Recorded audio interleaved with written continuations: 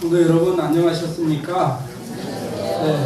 네, 목사님께서 이렇게 터키 지역으로 탐방을 가셨습니다. 기도 많이 해주시고요. 그 관계로 이 부족한 제가 시간을 쓰게 되었습니다. 우선 저희 교회가 참 좋은 점이 너무 많죠. 우리 어린이들부터 해서 성가대 오늘 이 찬미도 참 은혜스러운 찬미 잘 들었습니다. 그리고 또 더 기쁜 일은 저도 어제 저녁에 이 전도사님 말씀 들으면서 참 대무대 같다. 제가 그렇게 느꼈어요. 젊지만 말씀에 하나님이 함께 하시는 걸 느꼈고 참 훌륭한 주의 종으로서의 자질이 엿보인다. 이런 걸 크게 느꼈습니다. 여러분들도 그리 느끼셨죠? 네. 근데 오늘 안식일학교 시간에 보니까 또 우리 사모님이 또 아주 보통이 아니신 제목이시라는 것을 단번에 알게 됐습니다. 제가 부족하지만 좀 건방진 소리 같지만 그 전에 이은주라는 학생이 여기 바이올린 하러 한번 오셨었죠. 기억이 아마 잘 안 나실지 모르는데 그 학생한테 사인 좀 하나 해달라고 해서 그때 안교책에다 사인을 받아놓은 게 있는데 그 학생이 그 서울대 그 특별 전형이 뭔지 거기 아주 수석으로 들어갔다는 제가 나중에 얘기를 들었습니다.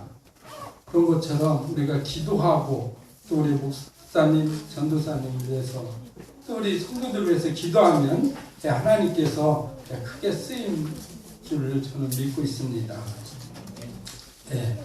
자, 오늘 제가 어떤 말씀으로 은혜를 받을까 고민하다가 어린 양의 의분이다라는 주제를 한번 걸어봤어요. 이 배경이 어떤 거냐면 어떤 이런 제목을 찾게 되었고 준비하게 되었냐면 저희가 블루베리를 많이 심어가지고 우리 집사람이 거기 전지를 해요. 제가 가르쳐줘서 전지를 이제 저보다 더 과감하게 잘하는데 스마트폰을 통해서 그 예언의 신을 낭독하는 걸 들어가며 해요. 근데 너무 좋다는 거예요. 천국이 따로 없다는 거예요. 근데 거기에 남편까지 함께 있으니까 얼마나 좋겠어요. 이게 너무 좋다고 그래요. 처음에 굉장히 그 블루베리 심는 걸 반대했어요. 그래서 감사하다.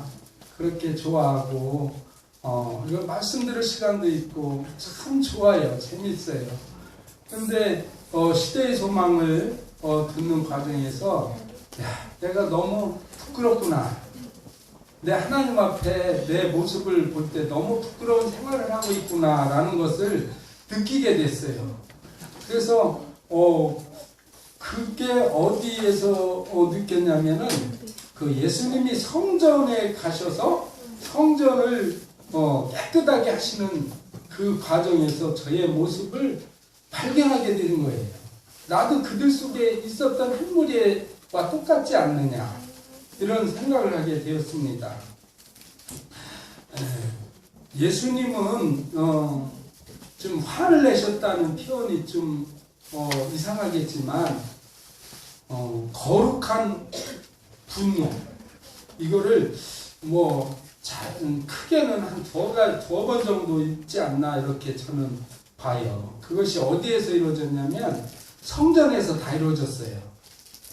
그러니까 예수님이 공생애 시작하는 첫 해 맞이하는 6월절에 예루살렘 도시를 향해서 가는 무리들 가운데 예수님이 섞여가시는데 그때는 예수님이 어떤 분이라는 걸 사람들이 몰랐어요. 그 당시 분위기가 침례 요한의 광야의 소리, 메시아가 강림했다는 소문을 들어서 백성들이 들떠있는 상황이었어요. 근데 얘기를 듣고 무리 가운데서 군중 가운데서 가시던 예수님이 실망하게 되시죠. 왜냐하면 그들이 기다리고 구경하는 메시아의 상이 아니었어요. 그들은 들떠 있었어요. 야, 그러면 이제 로마로부터 해방이 되어서 독립국가를 가지고 우리 이스라엘이 다윗과 같은 번영의 나라가 될 수 있다는 건가? 이런 뜻된 기분으로 그들의 주제가 이어졌던 것에 대한 예수님의 시판이 있었어요. 그렇게 해서 예루살렘 성전을 향해서 가게 되었는데요. 예, 이 당시가 벌써 2000년 전이잖아요. 예수님이 오신 데가. 근데 예수님으로부터 그 모세 시대로는 또 한 2000년 이상이 지났단 말이에요. 근데 이 당시 약 4000년 전에 이스라엘 백성들은 1년에 3번씩 예루살렘 성전을 향해서 모였단 말이에요. 얼마나 멋진 백성들이었어요. 거기에는 텐트를 오늘날 같이 훌륭한 텐트가 있겠어요? 차가 있겠어요? 마차도 끌고 가겠고 낙타도 끌고 가겠고 어떤 사람은 큰 짐을 수레로 끌고 가는 사람도 있고 이런 가족들이 나들이가 참 그 당시 각 주변의 어떤 나라에서는 전혀 볼 수 없는 그런 풍경이었잖아요. 이스라엘 백성들을 보고 선지자들은 행복한 백성이라고 한 말씀들이 다 포함이 되죠. 오늘날 우리 사는 시대에도 그렇잖아요. 올해 안식일마다 깨끗한 옷을 갈아입고 가족들과 어린 자녀들 손잡고 어디론지 가는 그 모습을 보면서 우리 이방인들, 이웃들이 천국가 되는 거죠. 자, 예수님께서 그렇게 6월절에 어린 양이신 그분께서 성전을 향해서 갔을 때 성전의 상황은 어땠어요? 예수님이 처음 가셨을 때 성전의 그 모습은 그야말로 표현이 가축시장인가 이렇게 표현이 됐어요. 가축시장. 6월절은 여러분들 잘 아시잖아요. 6월절에는 어린 양을 잡아서 그 피를 들어오려면 그 문방에 다 칠해놓고 그 다음에 그 집 안에 들어가서 어린 양의 고기를 쓴 나물과 함께 누룩 없는 떡과 함께 신발을 신고 띠를 띠고 먹으면 급히 떠날 차림으로 먹는 게 6월절의 의식이었어요. 그러니까 꼭 어떤 재물이 필요했어요. 그래서 멀리서 오는 이국에서 살던 유대인들이 짐승을 몰고 가기란 쉬운 게 아니잖아요. 그러니까 그러한 것들을 편리하게 사용할 수 있도록 주변에 짐승을 길러서 파는 사람들이 있었어요. 돈이 좀 드는 사람은 양을 사고, 좀 더 돈이 드는 사람은 송아지를 사고, 가난해서 돈이 없는 자는 비둘기를 사고, 더 가난해서 돈이 없는 사람은 참새를 사고, 더 없는 사람은 그냥 한 사람이 선대에서 같이 어울려서 들어가. 이렇게 하나님께서 마련해 주신 제도를 당시에는 이 상인들이 그걸 가지고 돈벌이를 한 거죠. 그러니까 양 한 마리가 예를 들어서 한 2만 원, 3만 원 가야 될 것이 15만 원만, 20만 원 이렇게 바가지 임금이 돼버리고.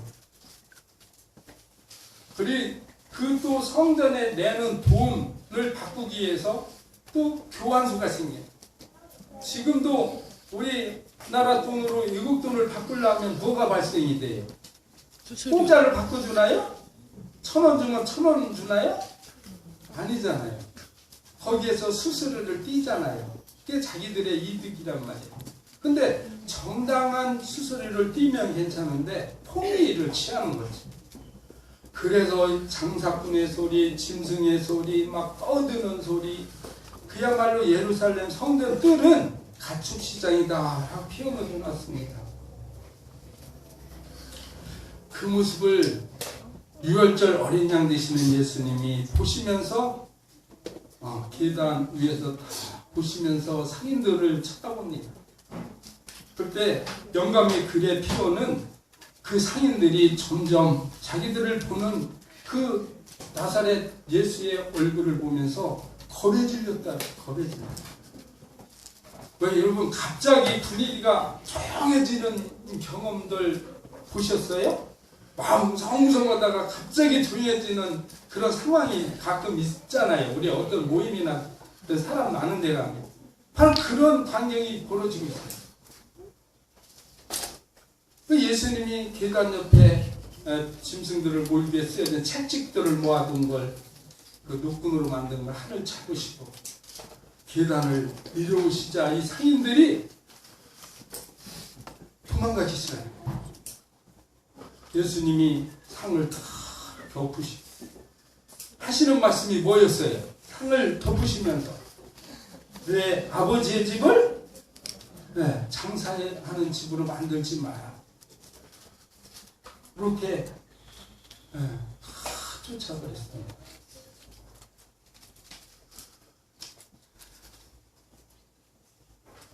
예수님의 그 유월절과 예수님은 표상과 실제였어요. 모든 제사 제도의 실 모형이 예수님이었어요. 근데 이스라엘 백성들과 제사장들과 관원들은 그걸 잊어버렸어요. 그걸 돈벌이로 삼았어요. 자기들의 해를 불리는 것으로 만들었어요. 그래서 백성들은 하나님의 사랑을 알 길이 없었어요. 그래서 가난한 자들은 하나님을 믿을 수도 없었어요. 왜냐하면 제사장들이 예물이 없으면, 피 흘림이 없으면 제사함이 없다. 이렇게 가르쳐 놓으니까 이 정작 가난한 사람들 절망 속에 빠져 있었어요. 예수님이 노끈을 들고 이리저리 다니면서 상인들을 쫓아내시자 그들은 당분간 멀리 도망가고 비어있는 성전에는 어느새 요한복음 15장 10절에 나오는 많은 무리가 예수님 주변에 모여드는데 거기에는 다리 저는 사람과 눈먼 장님과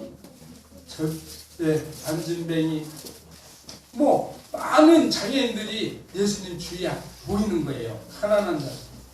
주여 우리에게 축복하여 주십시오.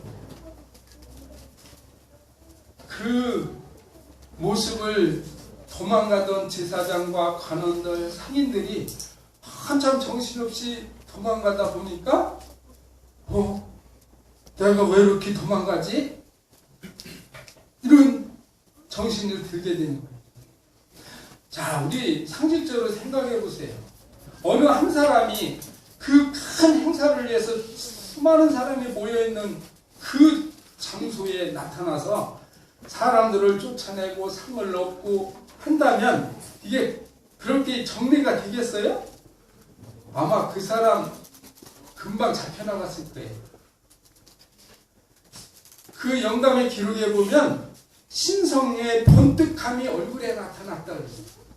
그래서 죄를 지은 사람들이 예수님의 얼굴을 볼 때 다 무서워 떨고 도망갔다. 이렇게 표현을 했더라고요.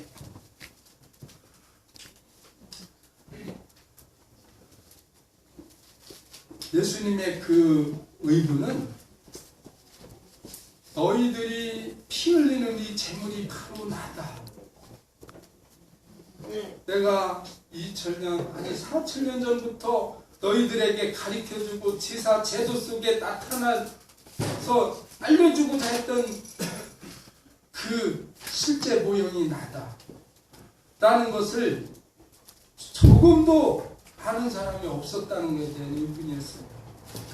그리고 하나님에 대한 사랑을 이 이스라엘 백성들이 막은 것에 대한 분노였어요. 예루살렘 성전은 참 없어졌지만 너무나도 거룩한 성이었고 멋있는 성이었어요. 어느 학자가 말하기를 만약에 그 성전이 남아있었다면 쓸데 불가사리 중에 으뜸일 것이다. 이렇게 표현해요. 그렇게 아름답고 멋있게 젖어 있고 하나님이 설계하셨으니 그럴 수밖에 없어요. 그런 성전이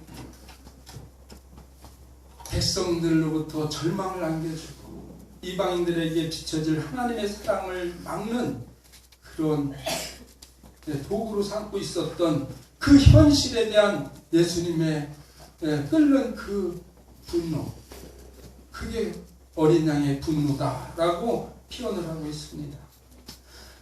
여러분, 구원은 하나님이 주시는 선물이에요. 그러나 개인이 마음의 문을 열지 않으면 구원을 받을 수가 없는 게 구원의 선물입니다. 6월절에 어린 양 되신 그 예수님의 보혈, 그 문 하나 열고 문 하나 들어가고 나오고 차이에서 구원이 갈리는 거예요. 그걸 인정하고 문설주에 어린 양의 피가 발린 그 문 안에 들어가면 내 죄와 상관없이 구원받았어요. 그때 다 살았잖아요. 6월절. 애굽인들도 살았어요. 거기 들어간 애굽인들도. 그러나 아무리 의롭고 도덕성이 청렴하고 모든 사람의 기가 밀리고 존경받을 만한 사람일지라도 그 문 밖에 나가 있었으면 죽임을 당했어요. 하나님의 구원은요, 너무 쉽기 때문에 사람들이 조롱하고 외면한다 이렇게 표현을 했습니다. 아마 교회에 와서 5,000번 절을 하면 구원 얻는다 하면은 어떨까요? 구원 얻을 사람이 많을까요? 적을까요? 엄청나죠. 엄청나. 나 저번에 성원 가니까 그 뭐요? 3발짝인가 5발짝 가면서 절하는 거 뭐라 그래요? 이거 오체 뭐라 그래요? 193대라. 아니 손에 보니까 무슨 저기 막대기 있더라고. 여기 하나 둘 셋 593대인가 이렇게 가다 길에 쫙 엎드려서 절하는 게 있어요. 이제 자기 고행이고 뭐 그런 건데, 이렇게 해서 구원 얻는다면 많은 사람이 하겠지. 근데 구원의 길이 너무 쉽게 제시됐는데 쉽게 받는 사람이 있는가 반면에 너무 쉬워서 거부해서 멸망받는 사람이 많이 있어요. 예수님은요, 모든 6월절뿐만 아니라 구속의 경륜 속에 나타난 표상적인 실제의 모형이었어요. 여러분, 아담은 오실자의 표상이다라는 말씀 들어보셨죠? 이 아담의 어떤 부분이 예수님의 표상이었습니까? 오실자의 표상이다. 뭐 저는 이 말씀 준비하면서 그걸 생각했어요. 자, 예수님이 십자가에 고통당하실 때 상처난 부분이, 우리가 머리도 있죠? 가시면류관 찔려서 피가 나오시고, 그 다음에 손, 발 찔리셨죠? 이거 다 고통을 느끼셨어요. 근데 유일하게 찔렸는데 고통을 못 느낀 곳이 있어요. 그게 어디예요? 에? 찔렸는데 고통을 못 느끼셨어요. 옆구리잖아요. 그 왜 고통을 못 느끼셨어요? 이미 돌아가셨으니까 고통을 못 느껴. 근데 아담은 오실자의 표상이라 했는데, 아담이 부인 하와를 만날 때 어떤 흔적이 생겼어요? 갈비뼈. 그렇지. 근데 아담이 갈비뼈가 뽑힐 때 고통을 느꼈어요? 못 느꼈어요? 못 느꼈잖아요. 왜? 아담을 깊이 잠들게 하셨잖아. 마취하셨어. 첫 번째 마취자가 아담이야. 마취 한 자야. 근데 갈비뼈의 상처를 통해서 누가 생겼어요? 예쁜 하와. 여러분의 집사람이 생겼어요. 여자가 생겼단 말이에요. 여자가. 근데 그 여자는 예언적으로 뭘 또 상징했어요? 교회를 상징하죠. 정결한 여인은 교회를 상징해요. 근데 예수님의 옆구리의 상처를 통해서 뭐가 생겨요? 신약의 교회가 탄생하잖아요. 그리스도교. 크게 오실 자의 표생 중에 하나예요.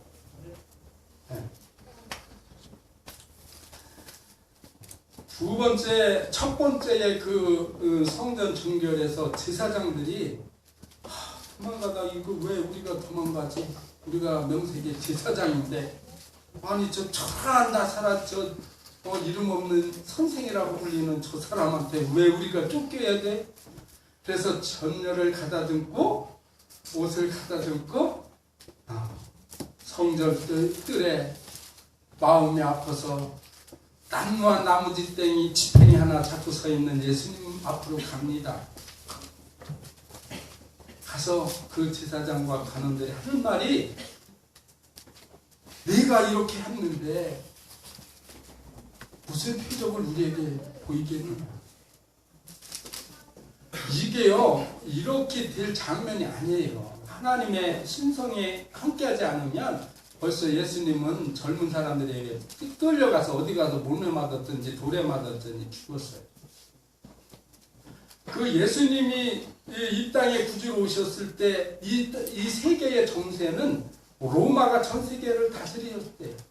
그래서 수백 년 동안 전쟁이 없었다는 거예요.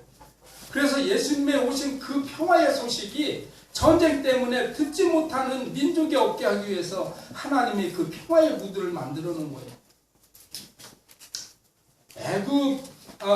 로마 나라의 그 식민 지하에 예수님이 오지 않으셨다면 3년 반 아니라 3주도 못 견뎌서 예수님은 백성들한테 쓰질 못했어요. 이스라엘 백성들에게는 사형권에 대한 그 사법적인 권한이 없었어요. 죽일 권한이 없었어요. 그래서 울타리가 뭐가 되었냐면 로마의 그 든든한 정치력이 예수님의 그 3년 반이라는 공생의 기간을 보증하는 데 사용하셨어요. 왜냐하면 하나님은 유일하게 한 가지 할 수 없는 게 사람의 마음의 문을 여는 걸 못합니다. 강제로 안 여셔요. 그래서 그런 것들을 사용하시는 겁니다.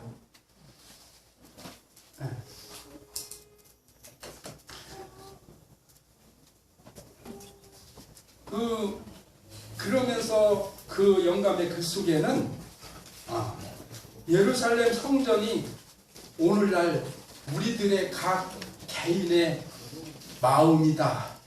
이렇게 말씀하시죠. 제가 여기서 부끄러움을 느꼈습니다. 그러고 나도 앞으로 이제 남은 연생 아직 많이 남았지만 그래도 남은 연생 주의 사업을 위해서 살아야겠다. 이런 결심을 하면서 말씀을 준비하게 되었습니다. 고린도전서 6장 19절 한번 띄워주세요. 20절까지 고린도전서 6장 19절 20절 한번 같이 읽어볼까요?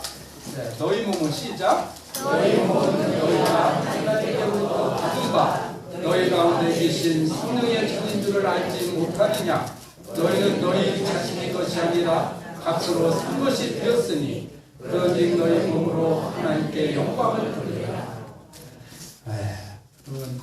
하나님께 영광을 돌리는 일이 뭐냐고 사람들이 물었어요. 그러니까 예수님이 나보고 5장인지 6장인지 보시면 나를 보내신 자의 뜻을 보내신 자를 믿는 것이 하나님의 일을 하는 것이고 영광을 돌리는 거라고 그랬습니다. 하나님을 믿는 일이 왜 하나님을 믿는 것이 하나님의 일이라고 이렇게 말씀하셨을까요? 우리가 잘 믿으면 우리를 보고 누가 믿어요? 하나님 모르는 사람들이 따라서 믿게 돼 있어요. 그게 하나님 일이라는 거예요. 즉 하나님 일이 뭐다? 영혼을 구원하는 것이 하나님의 일이다라는 말이죠. 그렇잖아요. 어느 한 가정에 한 집안에 아주 훌륭한 며느리가 들어오면 불신자 집안에 믿는 며느리가 들어와서 아주 참 하나님 믿는 일을 열심히 하면 그 가정이 다 하나님 믿잖아요.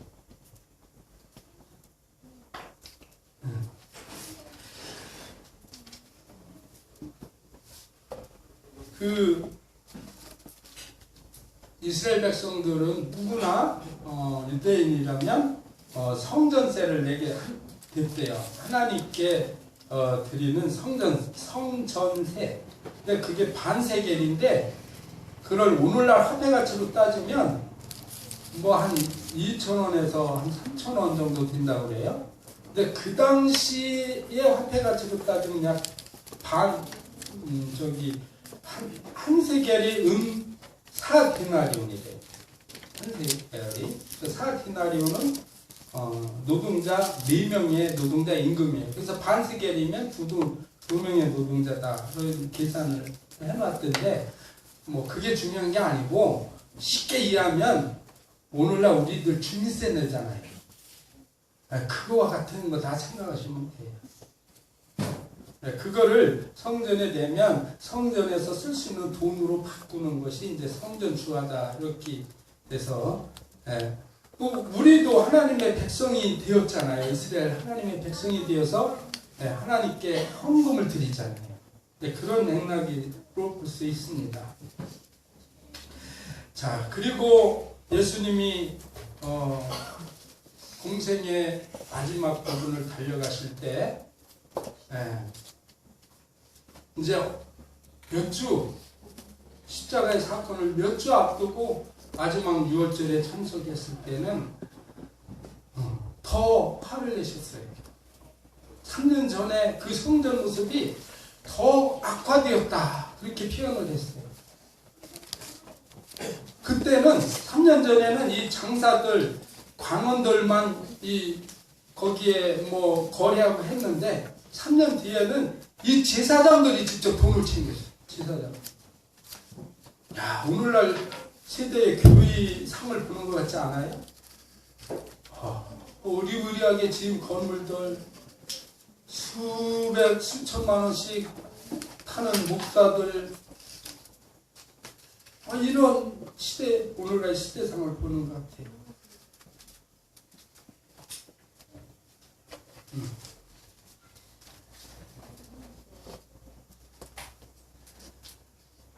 그 예수님께서 변화산으로 올라가실 때 세 제자를 데리고 갔어요. 디드로, 요한, 야고보. 이 세 제자를 데리고 가고 나머지 제자들은 산 밑에서 기도하라고 했는데 기도하라고 하시고 올라가서 변화산상에 사건이 있을 때 어떤 일이 밑에서 일어났냐면 어떤 아버지가 자식이 귀신이 들려서 막 발작하고 막 푸는 아들을 제자들한테 데리고 왔잖아요. 그때 제자들한테 쫓아내달라고 하니까 제자들이 어떻게 했어요? 쫓아냈어요? 못 쫓아냈어요. 오히려 도움을 받게 됐어요. 그렇게 옥신각신막 하는 과정에 마치 예수님이 오셔서 쫓아냈습니다. 근데 그 제자들이 창피를 당했던 제자들이 예수님한테 가서 예수님, 선생님, 왜 우리는 안 됐죠? 너희 기도가 적은 탓이다. 기도밖에는 이런 능력이 일어날 수가 없다. 그들이 예수님 산에 올라가실 때 뭔 일이 했냐면 누가 크냐 하고 서로 싸웠어요. 기도한 게 아니라. 네가 크냐? 내가 크냐? 너는 뭐 맞고 그럼 난 이거 맞고 이렇게 세속적인 영광에 대해서 옥신각신하니 영성이 자랄 수가 있겠어요? 그러니까 귀신을 못 쫓아내죠. 예수님이 기도밖에 이런 이유가 일어날 수 없다 하신 그 기도는 오늘날에도 똑같은 능력과 역사가 일어난다고 화이프에는 말씀하고 계십니다. 우리가 기도해야 될 필요성에 대한 말씀이에요. 제가 한 가지 동영상을 좀 보고 말씀드리겠습니다. 집사님 한번 틀어주세요.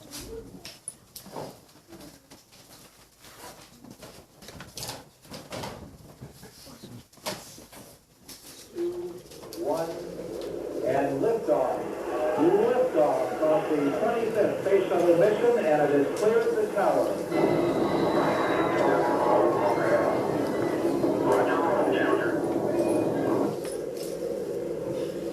Control program confirmed. Challenger now heading downrange.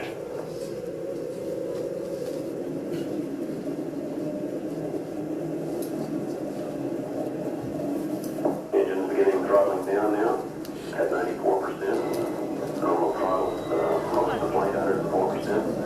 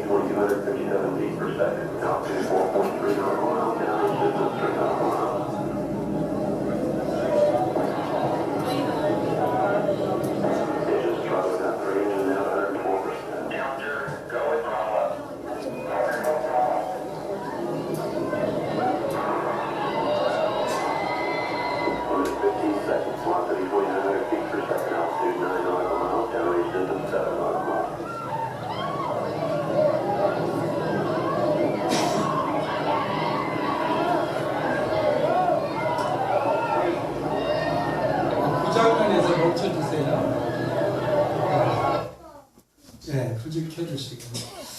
예.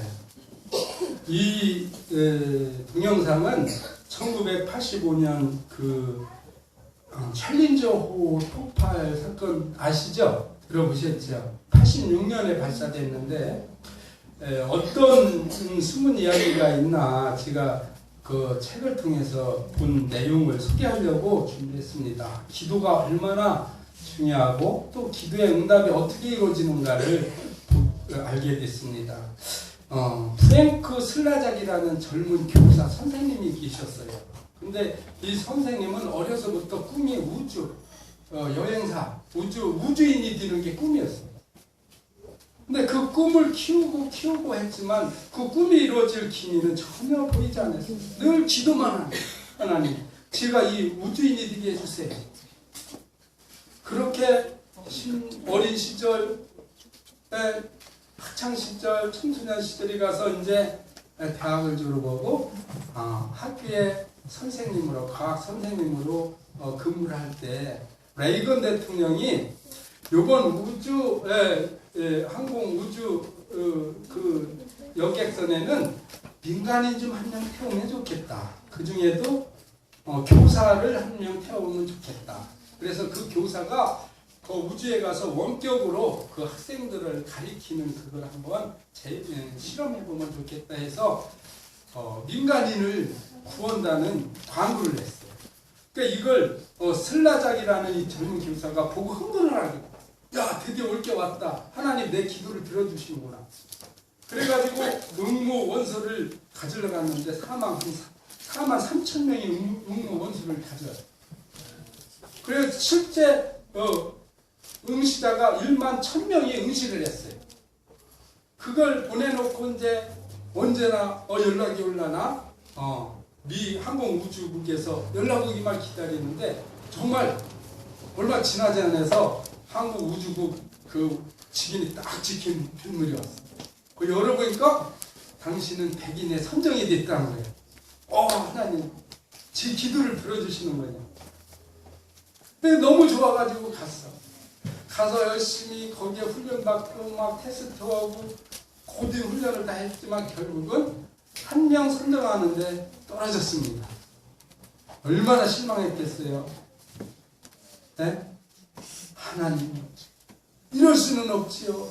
내가 우주인이 된다고 동네방네 소문 다 냈는데 내 동료들한테 자랑했는데 내 치매는 어떻게 됐나? 절망 이렇게 하고 있었습니다. 그래서 이제 그 다음에 케네디 공항에서 챌린저호가 발사된다고 이제 초청을 받았어요. 그래서 그들이 다 갑니다. 가서 아까 본 장면을 환희에 찬 모습으로 보는 거예요. 보면서 그 슬라작이라는 그 교사는 하나님, 저는 왜 저 안에 있으면 안 되죠? 막 그냥 하나님께 원망 섞인 기도를 합니다. 그러나 정확히 73초 후에 하나님께서 답을 주시잖아요. 만약에 저기에 그가 탔다면 어떻게 됐을까요? 야, 아찔했죠? 예, 물론 하나님은 기도에 응답 없는 것도 기도의 응답이라고 하시잖아요.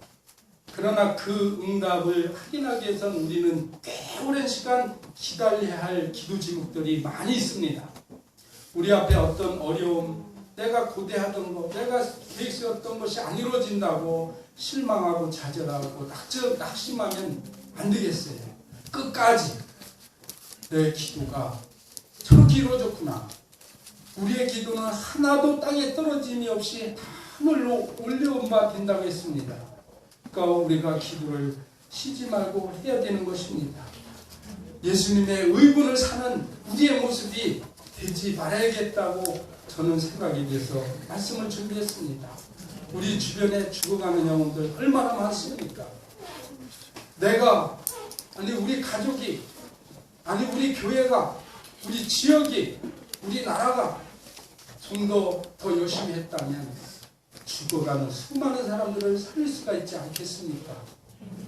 그걸 우리에게 맡겼는데 우리가 졸고만 있고 자기 일에 바빠서 하지 않고 있으면 그 모습을 보고 예수님이 의분을 나타나신다고 하셨습니다. 결론을 맺으면서요, 우리에게 맡겨진 사명이 있습니다. 먼저 그 사명을 감당하기에는 우리가 하나님께 기도하고 하나님 믿는 일을 열심히 하게 되고 또 하나님의 사랑 안에 거해야 돼요. 하나님의 사랑은 계명이라고 그랬습니다. 그 예수님도 요한복음 15장 10절에 내가 아버지의 계명을 지킴으로 아버지 사랑 안에 거하는 것 같이 너희도 나의 계명을 지키면 내 사랑 안에 거한다 이렇게 말씀하셨어요. 그 사랑 안에 거한 그 사랑, 예수님의 사랑 안에 거하게 되면 예수님의 의분에서 우리는 조금 더 책임을 면하지 않겠습니까? 이를 위해서 우리 남은 여생 다 하나님께 헌신했으면 하는 마음에서 이 말씀을 준비했습니다. 감사합니다.